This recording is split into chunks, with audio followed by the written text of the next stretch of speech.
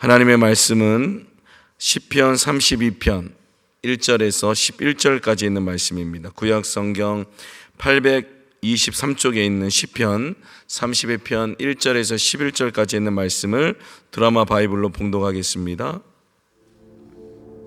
허물의 사함을 받고 자신의 죄가 가려진 자는 복이 있도다.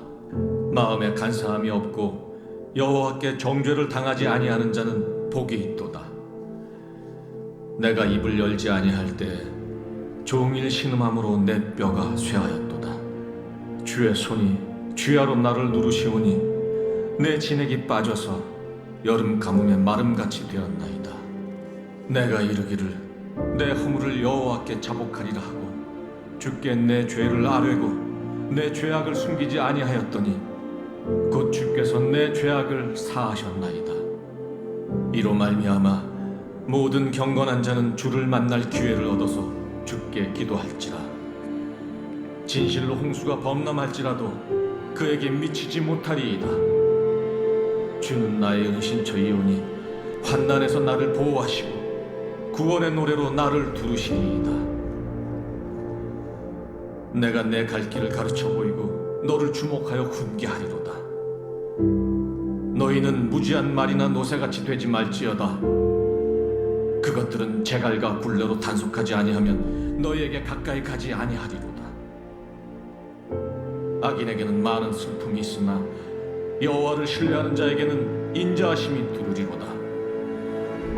너희 의인들아, 여호와를 기뻐하며 즐거워할지어다. 마음이 정직한 너희들아, 다 즐거이 외칠지어다.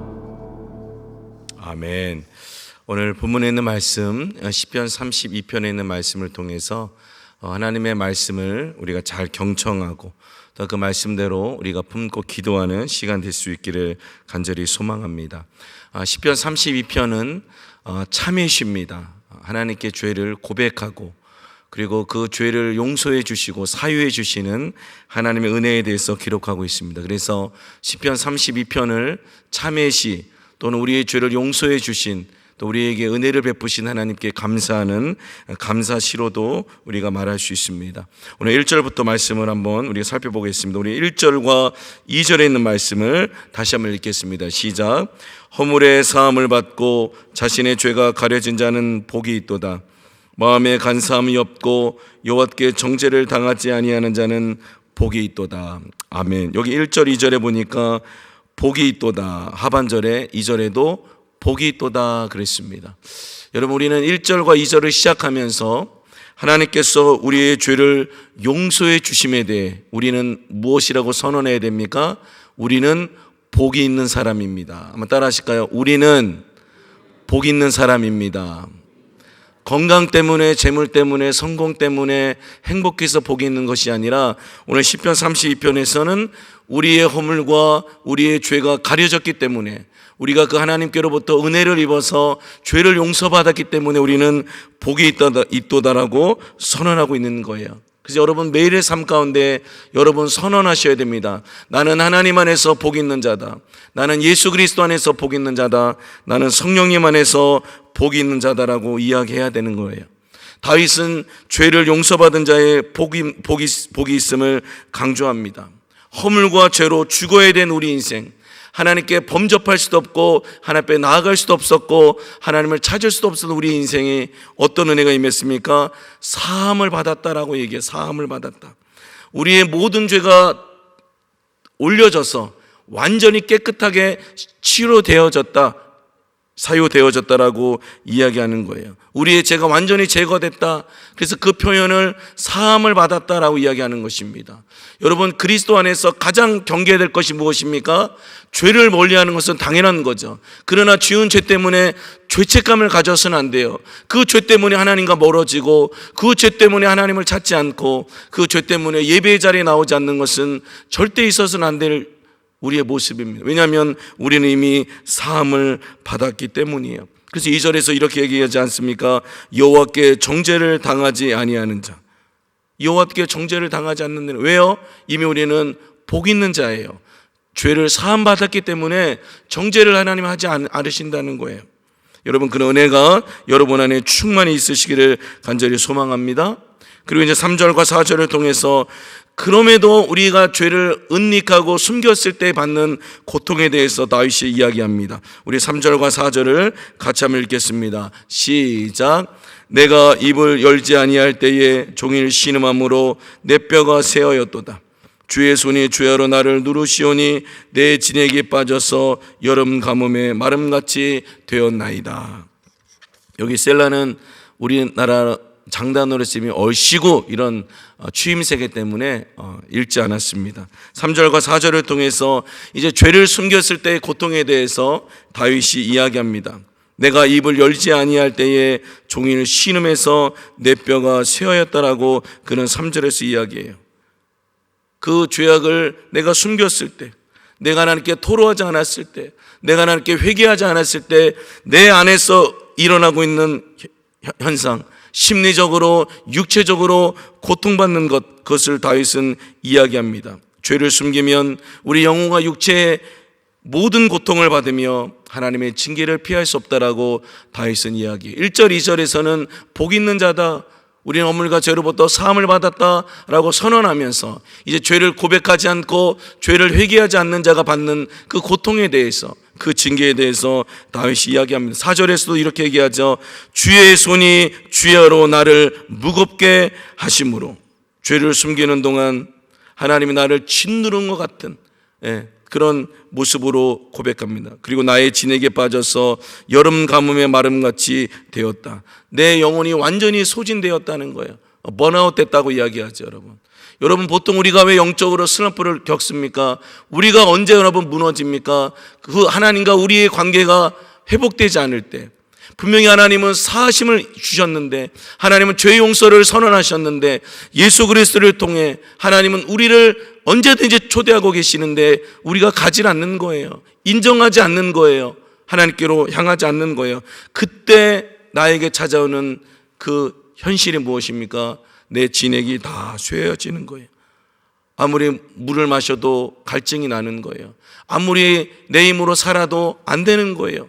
그때는 하나님께 우리가 가까이 나아가고 주님 앞에 우리 연약함을 토로해야 될 줄로 믿습니다. 그리고 이제 5절에서는 드디어 죄를 고백하고 용서받음에 대해서 다윗이 우리에게 말씀하고 있습니다. 하나님 말씀을 통해 우리 5절에 있는 말씀 같이 읽습니다. 시작. 내가 이르기를 내 허물을 여호와께 자복하리라 하고 주께 내 죄를 아뢰고 내 죄악을 숨기지 아니하였더니 곧 주께서 내 죄악을 사하셨나이다. 아멘. 뭐 한다고 얘기합니까? 나의 허물을 내가 여호와께 자복하리라.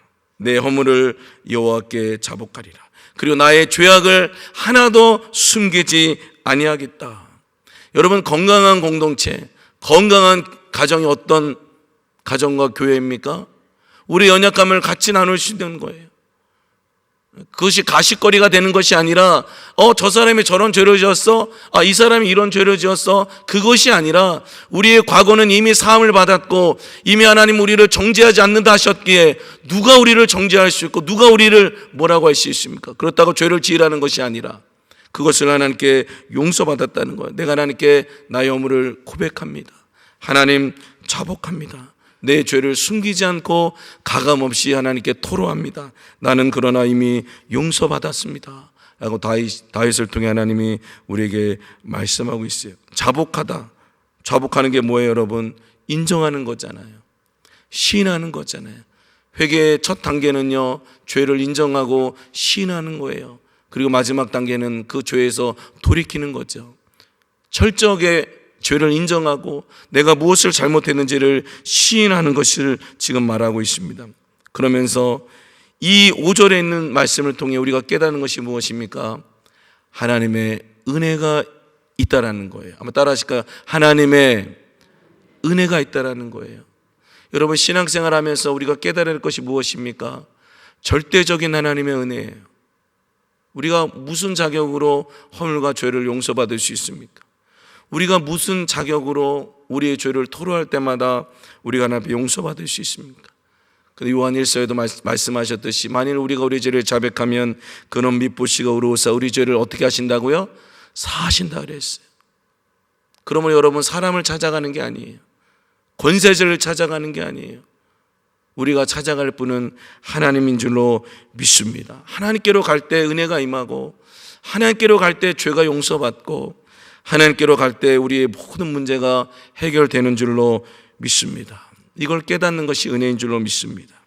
그리고 더 구체적으로 하나님께 피난처를 찾는 자가 어떤 복을 누리는지 6절과 7절에서 이렇게 이야기합니다. 제가 읽어드립니다. 이로 말미암아 모든 경건한 자는 주를 만날 기회를 얻어서 주께 기도할지라. 진실로 홍수가 범람할지라도 그에게 미치지 못하리이다. 주는 나의 은신처이오니 환난에서 나를 보호하시고 구원의 노래로 나를 두루시리이다. 아멘. 제가 며칠 전에 한 권사님하고 식당에서 잠시 교제를 나눴어요. 앉을 수도 없었어요. 서서 이렇게 교제를 나누던 중에 그 권사님이 이런 얘기 하시더라고요. 목사님, 제가 우리 성만교회를 만나기 전에 참 힘들었습니다. 근데 성만교회를 통해서 하나님을 만났고 하나님의 저를 치료해 주셨고 저에게 놀라운 은혜를 베풀어 주셨습니다. 여러분, 이런 고백들이 우리 안에서 계속 있어야 될 이유가 무엇입니까? 오늘 주님 말씀하지 않았습니까? 모든 경건한 자는 주를 만날 기회를 얻어서 주께 기도할지라도 홍수가 범람할지라도 그에게 미치지 못하리이다. 여러분, 우리가 주께로 가기만 하면, 우리가 주님께 기도를 하기만 하면, 우리가 주님께 은혜를 구하기만 하면 그분은 하늘에 신령한 것과 땅의 기름진 복으로 우리의 삶의 은신처가 되시고 피난처가 되시고 위로자가 되심을 믿으시기를 바랍니다. 그래서 7절에서 이렇게 선언하잖아요. 주는 나의 은신처이오니 환난에서 나를 보호하시고 구원의 노래로 나를 덮으신다는 거예요. 여러분, 원수마귀 사단이 이걸 너무 잘 알아요. 지피지기면 백전백승 아닙니까? 저 원수마귀의 실체는 무엇입니까? 이걸 너무 잘 아는 거예요. 우리 하나님께 기도하면, 우리가 하나님께 피하면 하나님이 나를 보호하시고 우리를 덮으실 것을 너무 잘 알아요. 그래서 그걸 못하게 하는 거예요.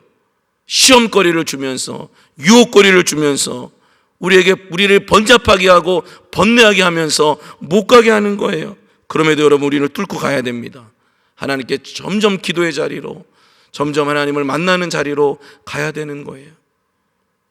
8절과 9절을 통해서 이제 지혜와 순종에 대해서 이야기합니다. 우리 8절 9절 같이 읽습니다. 시작. 내가 내 갈 길을 가르쳐 보이고 너를 주목하여 훈계하리로다. 너희는 무지한 말이나 노새같이 되지 말지어다. 그것들은 제갈과 굴레로 단속하지 아니하면 너에게 가까이 가지 아니하리로다. 8절에서 내가 내 갈 길을 가르쳐 보이고 너를 주목하여 훈계하리로다 이야기하는 거예요. 하나님께서 우리의 갈 길을 보여주시겠다는 거잖아요. 하나님께서 우리에게 지혜를 주시겠다는 거잖아요. 여러분, 그러면 우리가 누구를 찾아가야 됩니까? 누구를 의지해야 됩니까? 우리의 갈 길을 보이시는 하나님, 우리가 어떻게 결혼 생활을 해야 될지, 우리가 어떻게 직장 생활을 해야 될지, 우리가 어떻게 목회를 해야 될지, 우리가 어떻게 목자를 감당해야 될지 하나님이 길을 열어주신다는 거예요. 여러분, 믿으십니까? 그러니까 하나님께로 가는 거예요. 그걸 맛본 자만이, 그걸 누린 자만이 하나님께 또 가는 거예요. 은혜는 받은 자만이 은혜를 깨닫는 거예요. 여러분, 음식은 맛본 자만이 아는 건 아닙니까? 여러분, 맛집을 많이 아시는 분들 왜 많이 알아요? 맛봤으니까 아는 거잖아요. 맛을 안 보고 어떻게 맛집을 소개해 줍니까? 내가 하나님을 경험해야, 내가 말씀으로 하나님을 만나고 말씀이 나를 이끌어가는 것을 경험하면 계속 그것이 우리에게 은혜가 되고 그것을 선포하게 되는 거예요. 9절에서도 너희는 무지한 말이나 노새같이 되지 말지어다. 경고합니다. 순종하지 않는 자들을 경고하는 거예요. 여기서 말과 노새는요, 훈련되지 않고 고집스러운 동물을 비유하는 거예요. 말을 듣지 않아요. 여러분, 우리가 신앙의 경륜이 깊어지면 깊어질수록 40년, 50년 더 믿으면 믿을수록 우리는 하나님께 더 훈련되어졌기 때문에 우리는 하나님이 뭘 말씀하시면 아멘. 그런데 훈련되지 않은 사람은요, 뭘 말씀하셔도 아멘을 못해요. 왜요? 훈련되지 않았기 때문에. 이제 마지막 10절과 11절을 통해서 하나님이 악인과 의인을 비교해 주십니다. 10절 11절을 같이 읽습니다. 시작. 악인에게는 많은 슬픔이 있으나 여호와를 신뢰하는 자에게는 인자하심이 두루리로다. 너희 의인들아, 여호와를 기뻐하며 즐거워할지어다. 마음이 정직한 너희들아, 다 즐거이 외칠지어다. 아멘. 악인에게는 어떤 일이 일어납니까? 슬픔이 임합니다. 그러나 하나님을 신뢰하는 자에게는 하나님의 사랑이 임한다라고 말씀하고 있습니다. 여러분, 악인과 의인 두 종류밖에 없어요. 악인은 슬픔이 많아 하나님을 신뢰하는 자에게는 하나님의 사랑이 그를 덮는다. 11절에서는 그러므로 의인들아 여호와를 기뻐하며 즐거워할지어다. 첫 서두에 말씀드렸습니다. 이것이 참회의 시이지만 우리는 이미 용서받았기 때문에 감사의 시다. 그리고 이것은 기쁨의 시입니다. 기쁨, 내가 용서받았기 때문에 기쁜 거예요. 내가 사함받았기 때문에 기쁜 거예요. 나에게 지혜를 주시기 때문에 기쁜 거예요. 나에게 하나님은 나의 갈 길을 보여주시기 때문에 기쁜 거예요. 그리고 정말로 내가 하나님 앞에 의인으로 설 수 있음에 우리는 기뻐하며 찬양하며 예배하게 되는 줄로 믿습니다. 말씀을 맺겠습니다. 시편 32편은 죄의 고백과 용서 그리고 하나님 안에서의 복된 삶을 강조하는 거예요. 1절과 2절에서 나는 복 있는 사람이로다. 나는 복 있는 사람이로다. 이건 말만 복 있는 사람이 아니라 실제 하나님이 우리의 삶 가운데 그런 은혜를 주셨기 때문에 복이 있다라고 이야기합니다. 그러므로 우리는 어떠한 죄든 숨기지 않고 하나님께 가지고 나가야 됩니다.